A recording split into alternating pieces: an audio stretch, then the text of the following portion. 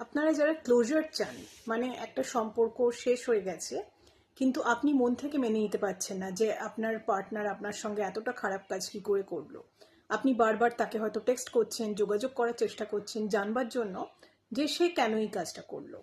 তো আপনারা একটু মন দিয়ে শুনুন। ধরুন আপনি একজন পশুপ্রেমী, ঠিক আছে, আপনি কিছু কুকুরকে প্রতিদিন খাওয়ান। একদিন একটা কুকুর আপনাকে কামড়ে দিল। আপনি কি সেই কুকুরটার পেছনে যাবেন? আপনি কি সেই কুকুরটাকে জিজ্ঞাসা করবেন যে তুমি কেন কামড়ালে, এবং কুকুরটা যতক্ষণ না উত্তর দিচ্ছে ততক্ষণ কি আপনি কষ্ট পাবেন?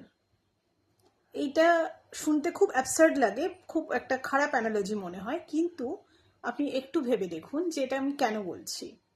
যখন কোনো কুকুর আমাদেরকে কামড়ায় আমাদের কাজ কি হয়?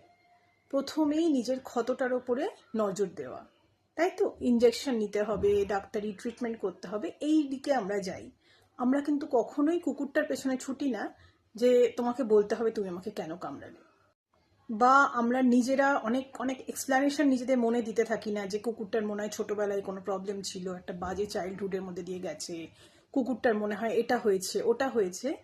এইগুলো কিন্তু আমরা করতে বসি না। প্রথমেই আমরা কি করি, আমাদের নিজেদের ক্ষতটা, আমাদের নিজেদের শরীরের দিকে নজর দিই। আমরা আমাদের ক্ষতটাকে সারানোর চেষ্টা করি, তার জন্য যত রকম টোটকা আছে, ডাক্তার আছে, ইঞ্জেকশন আছে, সব কিছু করি।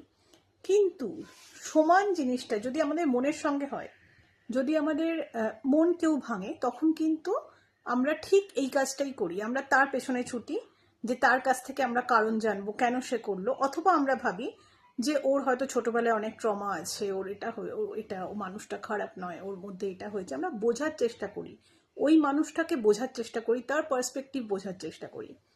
কিন্তু এটা করে লাভটা কি আছে? ধরে নিন, হ্যাঁ, ডেফিনেটলি যদি একটা কুকুর কামড়ায় হয়তো তারও কিছু হয়ে থাকবে। হ্যাঁ, আপনি যাকে খেতে দিচ্ছেন সে যদি কামড়ায়, হতে পারে তার কিছু একটা সমস্যা আছে।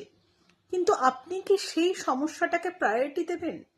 বা সেই সমস্যাটা কি আপনার বিবেচ্য বিষয়? আপনি কি করবেন? আপনি নিজে ট্রিটমেন্ট করাবেন এবং নেক্সট টাইম থেকে সেই কুকুরটাকে অ্যাভয়েড করবেন। সেই কুকুরটাকে আপনি আর ধারে কাছে আসতে দেবেন না, খেতে দেবেন না, তাই তো? মানসিক দিক থেকেও কিন্তু জিনিসটা এতটাই সিম্পল। যখন কেউ আমাদের সঙ্গে কোনো এমন আচরণ করে যেটা আমাদের মনে হয় যে আমরা এটা ডিজার্ভ করি না এবং আমাদের পক্ষে এরকম আচরণ মেনে নেওয়া সম্ভব নয়, তখন সেই মানুষটাকে বোঝানো, সেই মানুষটার পেছনে ছোটা এবং সেই মানুষটাকে বুঝতে চেষ্টা করা, তার পার্সপেক্টিভটা বুঝতে চেষ্টা করা, এই জিনিসগুলো না আসলে কাজ করে না। আপনাকে কি করতে হবে? আপনাকে নিজের হিলিংয়ের জন্য যথেষ্ট চেষ্টা করতে হবে। আপনাকে নিজের গ্লোটা ফেরত আনতে হবে। তাই জন্য আপনার অনেক অনেক বেশি, যেটাকে আমরা বলি সেলফ লাভ, মানে নিজেকে সময় দেওয়া, নিজের কি ভালো লাগছে সেটা করা, নিজেকে প্যাম্পার করা, এইগুলো করতে হবে যাতে আপনি ওই ক্ষতটাকে ভুলে যান। হিলিং তখন স্টার্ট হয় যখন কিন্তু আমরা কারণ খোঁজাটা বন্ধ করি এবং নিজের ক্ষতের উপর ফোকাস করি। হ্যাঁ, নিজের যেই ক্ষতটা আছে সেটাকেই একমাত্র ফোকাস করুন, সেটাকে নিয়ে কাজ করুন। সেটা কেন হয়েছে, বা আপনার কেন ভালনারেবল ছিলেন, আপনার দিক থেকে কি ভালনারেবিলিটি ছিল, সেইটা আপনি হয়তো একটু ভাবতে পারেন।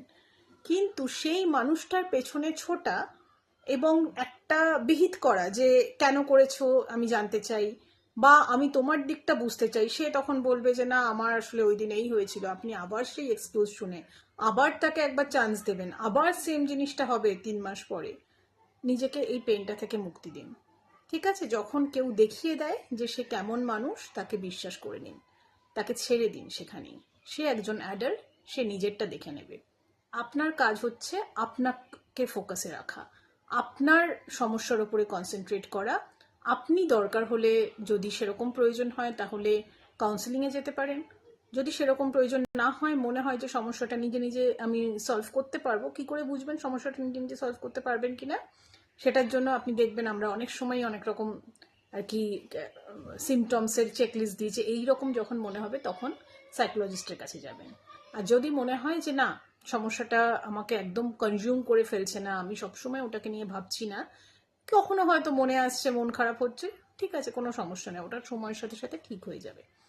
তো সুতরাং সবসময় ফোকাসটা নিজের ওপর রাখবেন যখন আপনার সঙ্গে এমন কিছু ঘটে যেটা কিন্তু আপনাকে কোনোভাবে আপনার সেলফ এস্টিমকে আঘাত করেছে।